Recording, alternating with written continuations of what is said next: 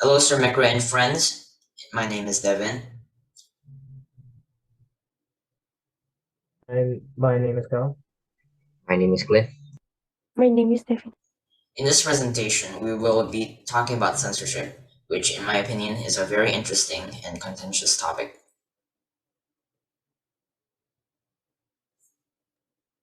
So here are our tables of contents for this presentation. As you can see, we have 14 things we are going to talk about. First is the topic and research question of our presentation. Second is the reason why we chose this topic. Third is our aims and goals for our research.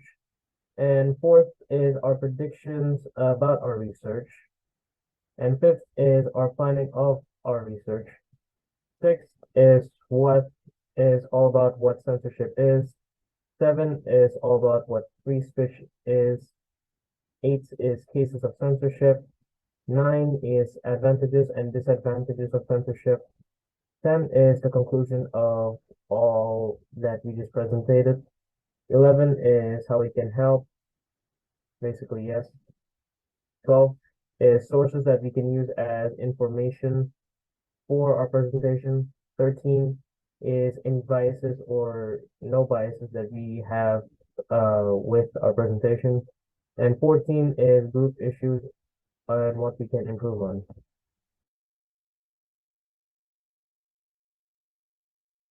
The first thing that we're going to talk about is our topic and research question. So the topic and research question is about what are the pros and cons of censorship on society? So, what are the reasons why we chose this topic? So, the story is that on the 7th September of 2022, Cliff, Devin, and a few others were called to the counseling room for using a debatable word. The word's appropriateness is indeed debatable, but this got us thinking when censorship is appropriate in other ways. Is censorship needed? Is it bad? Is it good? This got us thinking about the broader effect of censorship on society itself. For example, in China, the government can censor the opinions of people who oppose the state. Is this justifiable? Is this not justifiable? We want to find out how censorship affects society. So, what are our aims and goals and predictions of this censorship presentation we're doing? So, our aim is to clarify how censorship affects society and what solution can be done. And our prediction is that censorship can be used to stop hateful speech and disinformation, but it could also be used to suppress people's opinions. So, our plan of research is to first find the topic we want to research.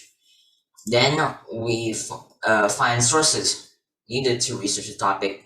Then we create a survey based on the research we have done and ask people around us what they think about this topic. And then we organize the information in a way we can use in our presentation. And before we get into anything, let's look at some cases of censorship you might see in life. They might be obviously justified or obviously wrong, or it might be in a gray area. First is censorship for children. Children need more protection than adults. They aren't mature enough to protect themselves from inappropriate content. Inappropriate content can affect impressionable children more than adults. Children are still learning what is right and wrong. The second thing is censorship on government. Some authoritarian states have laws which restrict criticism of the country or government. Some also restrict media and communication, such as banning the internet. The third one is censorship on social media. Some social media platforms sometimes take down posts or ban accounts if they disagree with agenda. A report says Republicans think social media censors them more than Democrats. This is the reason why Elon Musk bought Twitter. So, what is the definition of censorship? So, the censorship, by definition, is the suppression of speech, public communication, or other information. This may be done on the basis that such material is considered objectionable, harmful, or sensitive. Free speech also has a definition. So, freedom of speech or free speech, by definition, is the principle that supports the freedom of someone to talk about their opinions without fear of retaliation, censorship, or the law. In the U.S. Constitution, the First Amendment guarantees freedom of speech and press, integral elements of democracy.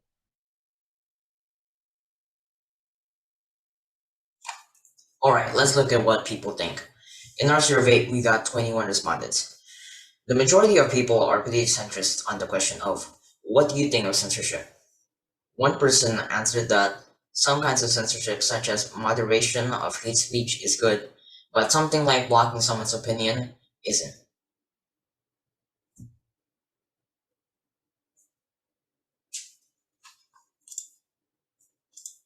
Now, what do people think about free speech?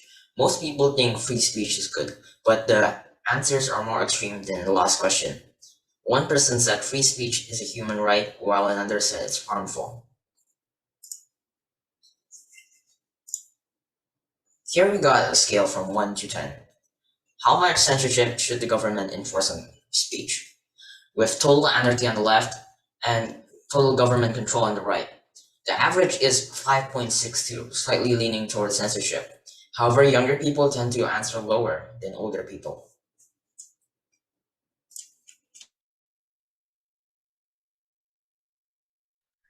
So there are some advantages and disadvantages for this censorship. And for the advantages, there are censorship can help to avoid the spread of fake news, can help to avoid panic, increase stability, prevents inciting violence against each other, prevents offensive speech like racism or misogyny, stops the conspiracy to commit crimes, can help protect sensitive secret information to increase national security. Social media censorship can help to protect users, protects our children from dangerous things. And for the disadvantages, our freedom is taken away from us. Small elites can govern a country. Censorship can be used for political goals and manipulation. People might fear voicing their opinions. Prevents the free flow of ideas. Doesn't allow for peaceful change to happen. May lead to a flow perception of reality. Spread of information is slowed down.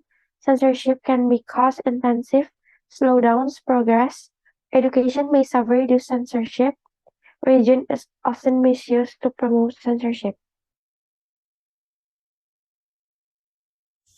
We ended up deciding that censorship can go both ways. It's useful in some situations, but it is terrible in others. However, we think that the cons outweigh the pros. We believe people should have freedom of speech. Of course, in some situations, censorship is needed. However, we should not punish people just for having an opinion.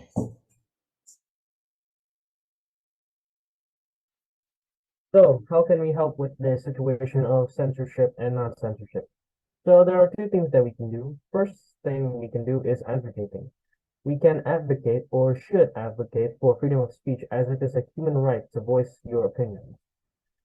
Second thing that we can do is joining or supporting organizations such as ACLU, FIRE, National Coalition Against Censorship, Institute for Free Speech, Reporters Without Borders, and etc. So for our research sources, we gathered some more information from 17 websites, and all of these websites are not biased in any way since all websites are talking about censorship in general, not in specific. And besides that, not all websites agree for this censorship. There are pro and contras.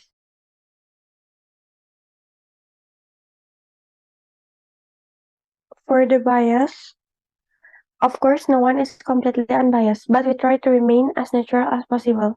We also try to find the most credible sources possible.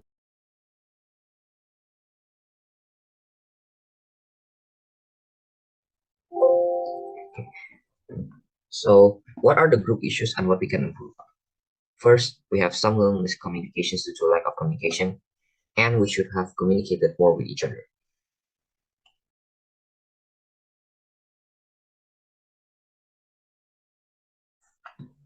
Thank you for listening to our presentation. Sakih Hatu.